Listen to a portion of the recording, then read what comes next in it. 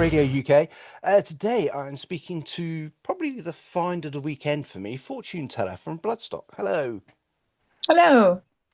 So, Teresa and Ian, yes? Yes.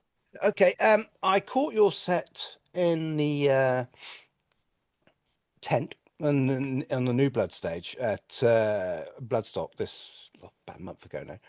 And I was pretty much blown away. The tent was packed. The sound was superb, and what I saw of the whole set was, well, just mind blowing. So I think I come away from Thank saying, you. yeah, that is the find for me of the whole weekend. So just tell me about yourselves. I thought I'd better catch up with you. That's really kind of you to say. Um, but yeah, I mean, we haven't been around that long. We've actually been working together for sort of well over a year now. Yeah. Um, but yeah, we've only actually sort of really been around in the public since February, I believe was when we first released the Savage Seas. We've got two singles out at the moment. Yeah. More on the way. But yeah, we are quite new as a band, but we're not new to the music scene as musicians. We've all sort of been around a bit. We've all been in other bands. We've been doing those for years, and we've just sort of come together as this group. And yeah, I mean, Ian, I don't know if you want to say a bit more about the writing of the music, sort of the past year and a bit that we've been doing. Yeah, sure.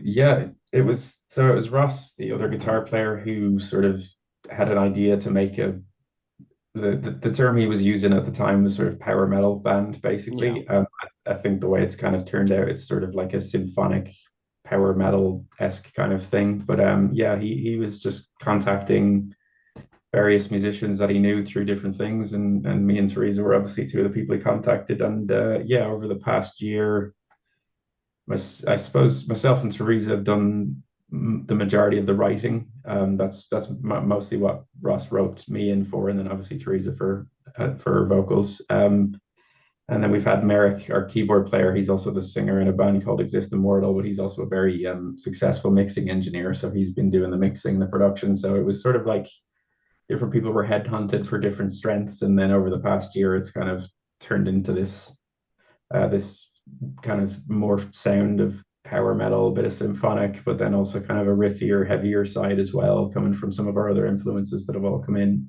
So yeah, it's been a busy year of making a whole new thing at this stage after we've all done quite a lot outside of this, as Teresa said. But yeah, it's the focus has definitely been on Fortune Teller this year for sure. Okay. Okay. So Metal to the Masses, you're on that stage. How did you go about this? I mean, where are you based, or where did you um compete? Shall we? What area? Well, we were actually quite lucky. And we have, I know I've competed myself, and I think another few members of us have done the Metal to the Masses competition in the past in other bands. And sort of because of this, we sort of reached out to Simon and sort of said, "Hello, it's us again, but we're all in this one band together." And yeah, we were very lucky. He sort of got us on as a guest. We didn't actually have to go through the Metal to the Masses Okay. to play that stage. So yeah, it's all thanks to Simon, really. No, excellent, excellent. So, bit of a wild card entry, but to be fair, you drew a huge crowd. That tent was rammed. Yeah, that was a pleasant Yeah, surprise. we're really pleased. I mean, it went down well. Do you think there's a need for your kind of sound, your metal, your power metal, your symphonic metal sound?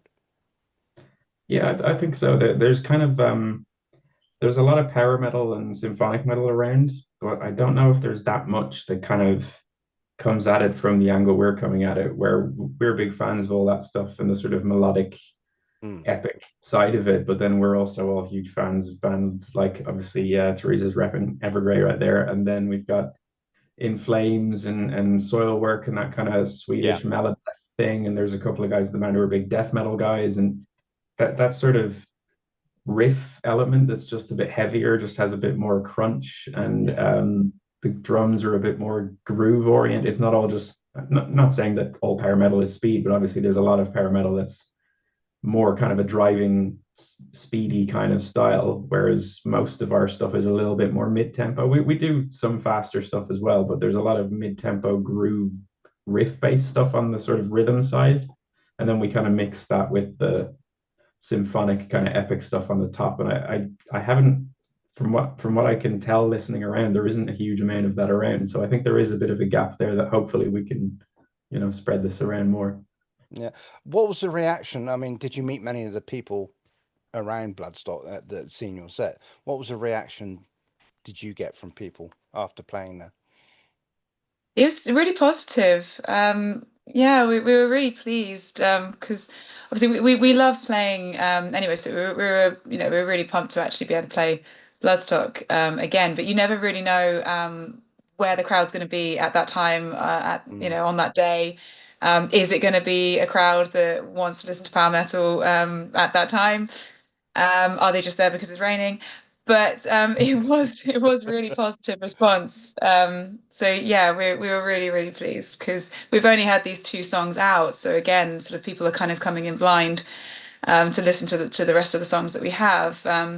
But yeah, they were really positive. So that was nice. Was there an uplift in streaming after the event, or do you think that people would notice you more, or website hits, things like that? There was a bit of a lift, yeah. I mean, again, I think because we've had these two tracks out, I mean, people are waiting for more. Mm. And there is more coming, I promise.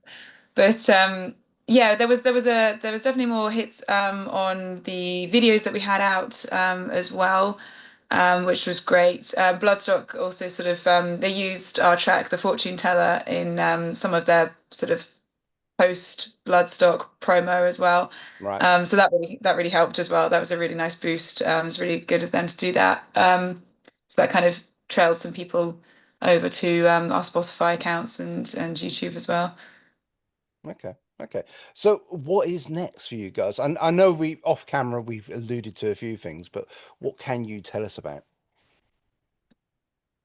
What can we say, Ian? It's a complicated. I mean, I know the concrete stuff. I guess is there is some Europe stuff, a couple of dates from happening in November, and we've been getting a couple of confirmations for next year for some festivals, including like Europe and the UK and stuff. But we're kind of taking, so obviously we've all been in bands before, Yeah. we're quite experienced comparatively as a to what most people would see us as a brand new band, but there's a lot of years of experience in the Mm. band. And because the industry's in kind of a weird spot these days, we're trying to take the approach of figuring out a strategy of how to sort of put the band forward in the best way to where it's going to get the most eyes on it, rather than just putting a load of stuff out and just kind of hoping for the best, or just booking random opening slots in random places and hoping some people might turn up, because it kind of feels like the industry's shifted a bit. Like it's not quite the same as it was, where you go out on the road and you build your crowd slowly. That was kind of like 10 years ago, that was the way. Yeah. But in a lot of ways now, it kind of matters more that you're handling the online side of it well. So we're sort of working on how we're going to market it and how we're going to what manner we're going to put the music out. Visual content, we're in talks with some people industry wise about maybe getting involved with people to help the promotional side. And then hopefully, if that's kind of continuing to catch on and we're seeing better interaction and stuff, we're kind of hoping that that will then tie in nicely to getting out there more on the live front. So we're trying to just be, I think, because we're all experienced and we've all had varying ups and downs in the music industry, we're trying to be careful with this and not just sort of burn the material too quickly, or release something without a follow-up strategy or plan, if you know what I mean. Yeah. We put some songs out just to get out there and just literally gauge it's interesting to people and do they like it. And we were obviously really happy with the response we've got. But now it's sort of like, okay, we've got, we're coming close to having like an album ready. What are we going to do with it?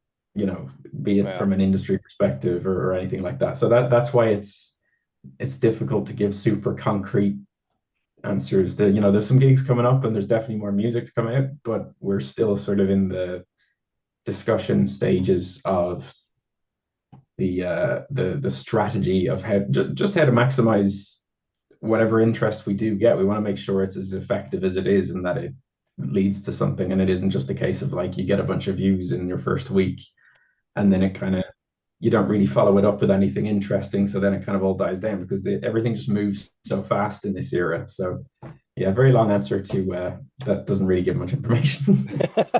But it is so true. And I was talking to Lawrence Archer last week.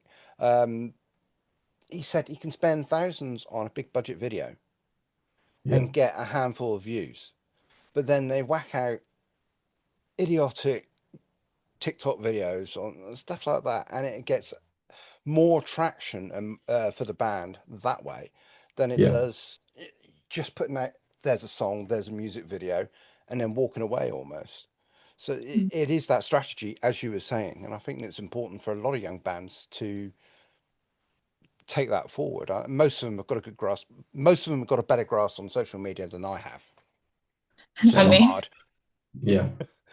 Yeah, well, that's I think that's part of it as well as we're getting to grips with that because I think all of our bands, our previous bands, I would say, kind of found their initial success in a similar kind of era, early 2010s. Mm, And the internet was a very different beast then. So what would have worked back then would not work now. So we're trying to be careful and try and learn a bit and figure things out so that when we do start to put more stuff out, it's actually going to get some traction and some legs rather than just, a day of interest and then people move on to the next thing because we didn't strategize it right, or we didn't, I hate to use the word, but we didn't have the right type of content to sort of back up the music, all yeah, that kind of thing. It's a dirty word, but that is the name of the game these days is, you have to do a lot more than just make some good songs. That's like 20% of the battle in this era, it seems.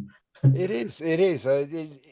I mean, I suppose with the New Blood stage, going back to Bloodstock, there's so many bands there that disappear as well Yeah, because they haven't thought about what they're doing post the festival, or they've won because they've got or won their heat because they've got a good fan base where they are, but UK wide or even globally, they're barely known, and yeah, it is rather important. So, yeah, you've got your head screwed on. hopefully, somewhat. Okay, so there maybe very soon be some more new music on the way. There may be a few dates on the way. I mean,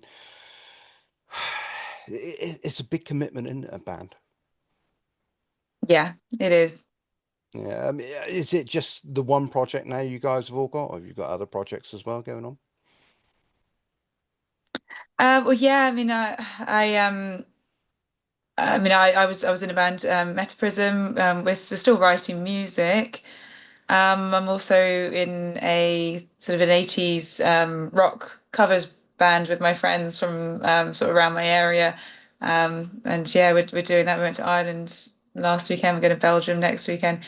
While still doing sort of, fortune teller, writing the music, doing the content. It's a lot of work. You have to be invested to want to do it because it's not easy to sort of just write a song and just think, okay, that's it, done. Like Ian's saying, you have to follow it through. You have to have the planning, and otherwise you're just going, hey, here's a song. Oh well, no one really liked it, or no one really listened to it, or they would love it, but they didn't hear it because we haven't got it on the right platforms. Or so yeah, and you're learning all the time because I'm not fantastic at technology. I'm amazed this is working today. But you're having to learn, and you're just like, oh yeah, we were Facebook era, we still had MySpace.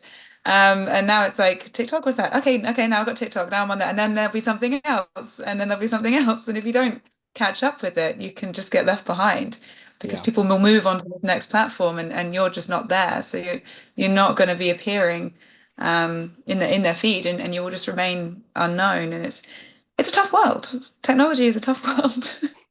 Yeah, it is. okay, guys, let's Sorry, I wrap it completely up overtook. there. No, no, no, that's fine. Let's wrap it up there. You've obviously got lives as well, and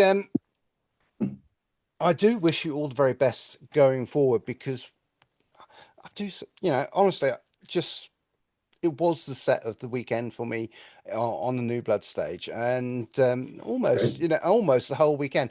But you got a way to go for Machine Head and That's Trivium, fair. but That's fair. I can accept with the Machine Head were maybe awesome. fireworks next year. Who knows? Yeah. That'd be Maybe nice. you'll top it. I don't know. But guys, thank you so much for entertaining me so much at the weekend, Bloodstock. I wish you all the Cool. very best going forward, and please do stay in touch. No, we Thanks for will. having It's lovely to meet you, and thank you so much for the compliments. It really does mean a lot to us. Excellent, guys. me. Fortune teller, thank you very much. Thank you. Thank you.